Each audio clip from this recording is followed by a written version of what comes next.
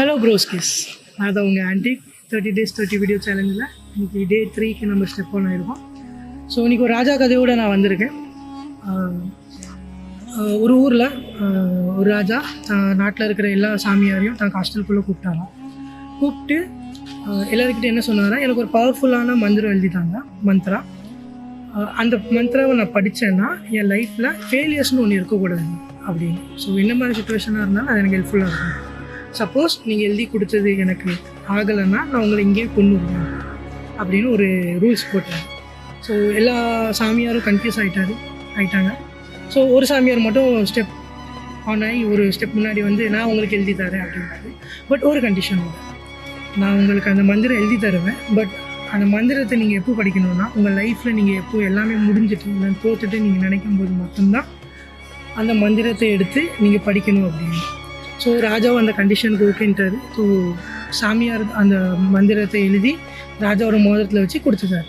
ராஜாவுக்கு என்ன தான் ஒரு அந்த என்ன எழுதியிருக்காருன்னு படிக்கணும்னு ஆசையாக இருந்தாலும் ராஜா அந்த கண்டிஷனுக்கு ஒபே பண்ணி ராஜா அந்த மந்திரத்தை படிக்கல. கொஞ்ச நாளில் அந்த நாட்டுக்கு பக்கத்து நாட்டிலேருந்து போர் எடுத்துகிட்டு வந்துட்டாங்க. ஸோ நாட்டில் இருக்கிற வாரியர்ஸ் எல்லாம் இறந்து போய் ராஜாவை டிஃபெக்ட் பண்ணுற மாதிரி வந்து ராஜா தப்பிச்சு ஓடி ராஜாவை கொல்லதுக்காண்டி ஒரு 4 வாரியர்ஸு பின்னாடி குதிரை அனுப்பிடுறாங்க. ராஜா காட்டுக்குள்ளே குதிரை எடுத்துகிட்டு ஓடுறாரு. ராஜா குதிரையிலேருந்து கீழே விழுந்து தான் தப்பிக்கணும்னு உயிரை காப்பாற்றிக்கணும்னு சொல்லி ஒரு பக்கம் ஓடுறாரு. ஸோ அவர் உயிருக்கு மேலே பயத்தில் அவர் ஓடி ஓடி ஓடி பார்த்தா கடைசியில் ஒரு மலைக்கு மேலே போயிட்டார். அதுக்கு மேலே வழி இல்லை. அவருக்கு அந்த பின்னாடி வர்ற வாரியருக்கு குதிரை சத்தம் கேட்டு ஒரு கல்லுக்கு பின்னாடி போய் ஒளிஞ்சிடுறாரு.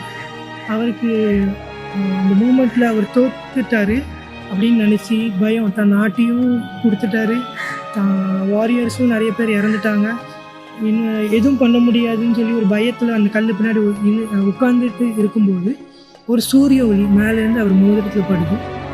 உடனே ராஜாவுக்கு அந்த சாமியார் சொன்ன விஷயம் ஞாபகம் வந்து அந்த ரிங்கிலேருந்து அந்த மந்திரத்தை எடுத்து படித்தார்.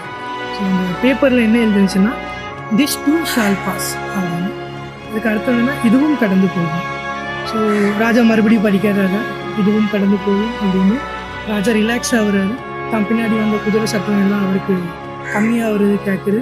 கொஞ்ச நேரத்தில் அந்த குதிரை எல்லாம் போயிட்டு ராஜா தப்பிச்சிட்டோம் அப்படின்னு நினச்சி ராஜா தான் நாட்டுக்குள்ளே உள்ளே போய் பீக் பண்ணி தான் ஆர்மியை மறுபடியும் கேதர் பண்ணி வாபஸ் வார் போய் மறுபடியும் அந்த நாட்டுக்கு காண்டி சண்டை போட்டு அந்த வாரை ஜெயிச்சு ஒரு யானை மேலே ஒரு ரேலி வச்சு நாட்டில் இருக்கிற எல்லா மக்களும் ராஜா மேலே பூ போட்டு கொண்டாடுறாங்க. ஸோ ராஜாவுக்கும் நம்மளுக்கும் இந்த கதையில் என்ன புரிய வருதுன்னா, லைஃப்பில் எதுவுமே பர்மனெண்ட் கிடையாது, எல்லாம் பாசிங் கிளவுட் தான்.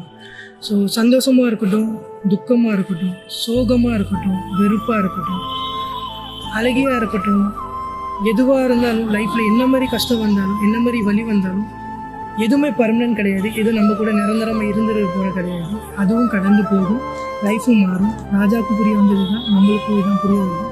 ஸோ இந்த அழகான ஸ்டோரியை வந்து நான் இந்த ஆர்ட் ஆஃப் லேசினஸ் புக்லேருந்து நான் படித்தேன். படிக்கும்போது எனக்கு ரொம்ப நல்லா இருந்துச்சு. ஸோ உங்களுக்கு நான் ப்ரிஃபர் பண்ணுறேன். அண்ட் இந்த வீடியோ உங்களுக்கு பிடிச்சிருந்துச்சுன்னா லைக் பண்ணுங்கள், ஃப்ரெண்ட்ஸ் கூட ஷேர் பண்ணுங்கள், சப்ஸ்கிரைப் பண்ணுங்கள் முக்கியமாக. அண்ட் நாளைக்கு இன்னொரு கதையோடு நான் உங்களை வந்து சந்திக்கிறேன். அது வரைக்கும் விடைபெறுகிறேன். நான் உங்கள் ஆன்டி. டாடா.